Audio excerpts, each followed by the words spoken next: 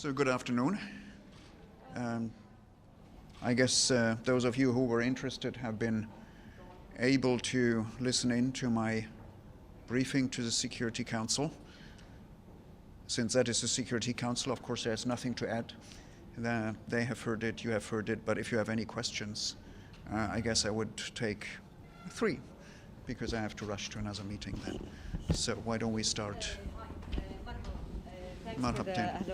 ابتسام عازم العربي الجديد newspaper. My first, you talked about obstacles and that the Sudanese have a very short time to get to an agreement. Could you please elaborate a little bit about the main obstacles that you are facing? Thank you. Well, the main obstacles are sort of objective conditions of situation in Sudan. We haven't had a functional government since the military coup of 25 October. The economic situation, the security situation are deteriorating and tensions are building up.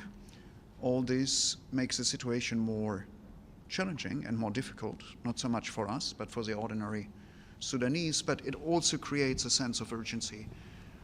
And most stakeholders, not all of course, are increasingly seeing the need to solve the situation through dialogue. This includes main stakeholders in the military and in the different political parties and political coalitions. Now, what we still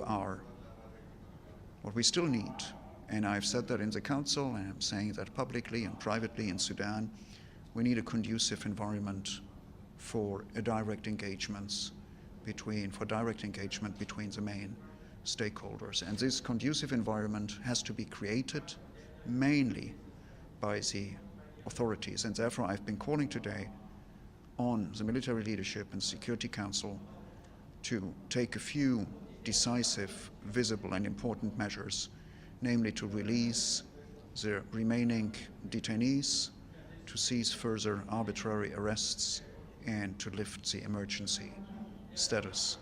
If that happens, it would immediately create a conducive atmosphere for talks, and we could enter from indirect into direct talks within a matter of days.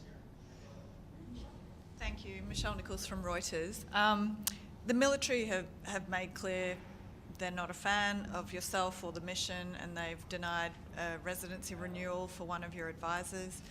How do you feel like your mission is at risk? I don't think our mission is at risk. Some of the public statements and some of the measures are probably part of the background music to the discussion about the renewal of our mandate. But we are also having discussions about that and about what we can do to help the Sudanese outside the public sphere. So particularly with regard to the political process, we have not heard any negative remarks from the military leadership. It is true that 2 months ago, after my last briefing, we had a few very critical remarks on that briefing, but we have met so often after these remarks, and there's more important business to do, and everybody agrees upon that.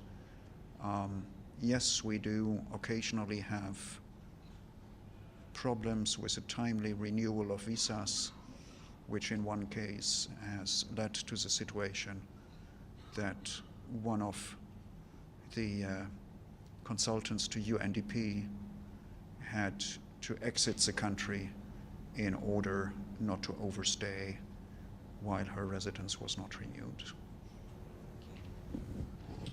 Thank you, Mr. Perthes. Edith Lederer from the Associated Press. Do you think sanctions against those who are delaying or thwarting the transition would be useful? I believe more in incentives than in sanctions.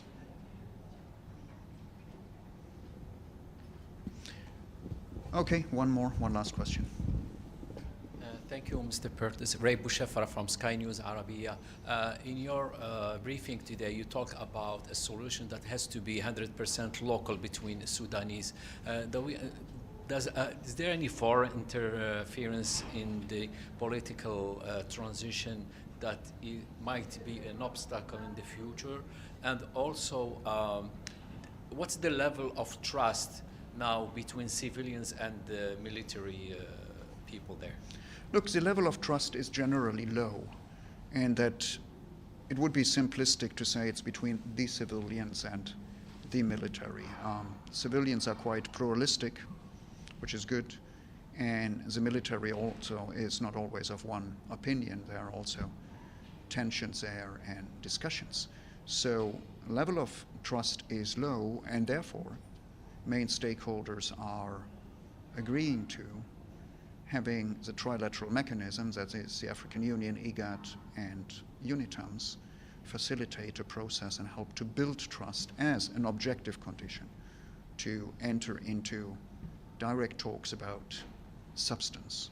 And the substance is very clear. It's about some of the obstacles you mentioned. There has to be an agreement about the civil-military relations, or put differently, what is the place of the military in the institutions to allow a transition that would proceed uninterrupted.